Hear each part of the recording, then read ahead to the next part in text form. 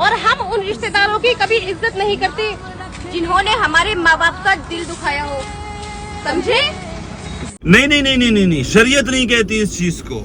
شریعت کہتی ہے سل من قطعتا، یعنی جو تم سے رشتہ داری توڑے، جو تم سے رشتہ داری کاٹے، تم مجھ سے رشتہ داری جوڑو. یہاں کیا معاملہ بھائی؟ کس نے دکھا دیا تمہارے ماں باپ کا دل جو تم رشتہ داری توڑنے چلی ہو؟ کہ تمہاری آوارہ گردی پر، تمہاری بدتمیزی پر کسی نے انگلی اٹھا دی، روکنے کی کوشش کی، تو تمہارے ماں باپ کا دل دکھ گیا ایسے؟ میں کہتا ہوں سن، کدی بہم میں ہو. سب سے زیادہ دل تم لوگوں نے اپنے ماں باپ کا دکھایا. یہ تو اس دن پتہ لگے گا جس دن میدان محشر میں اللہ تبارک و تعالیٰ پہلے تمہارے ماں باپ کو کٹگرے میں کھڑا کرے گا.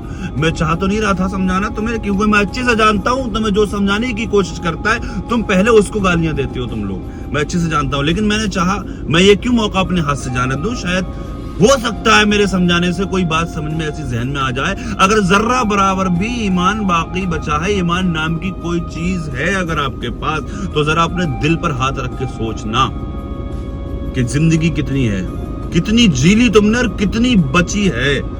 میدان محشر میں تمہارے ماں باپ کو بھی کٹ گھرے میں تم سے پہلے کھڑا کیا جائے گا. تم سب کچھ یہ 4 دن کی زندگی، یہ پیسہ تمہیں سمجھانا تو نہیں جا سکتا مجھے لگتا ہے، لیکن پھر بھی میں کوشش کر رہا ہوں سمجھانے کی تم لوگوں کو. ہاں، یہ بڑا مست ہو کر کے بڑی اچھی زندگی انجوائے کی کاٹ رہے ہو تم لوگ، اور تمہیں کیا لگتا ہے سب کچھ یہ پیسہ اکٹھا کر کے، سب کچھ کر کے، بدتمیزی بیہودہ باتیں کر کے، اس طرح کی باتیں کر کے کہ تم نے مطلب بہت بڑا کوئی تیر مار لیا تم نے.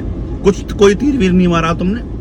کچھ نہیں ہے تمہارے پاس کچھ بھی نہیں ہے. میں تو یہ کہوں گا ایمان نام کی اگر کوئی چیز ہے تو ذرا اپنے دل پر ہاتھ رکھ کے سوچو کہ تم کیا حرکتیں کر رہی ہو، کس طرح کی حرکتیں تم لوگ کر رہی ہو، کیسی باتیں کرتے ہو تم لوگ. اور بھیا والدین، ماں باپ، میں تو سوچ رہا تھا ان کے انٹرویو کی ایک ویڈیو میں نے دیکھی تھی، تو اس میں یہ صاحب کہہ رہے تھے کہ میں تو بڑا مجھے تکلیف ہوئی کہ میں کہ یار باپ مجبور ہے، یہ باپ شاید مجبور ہے.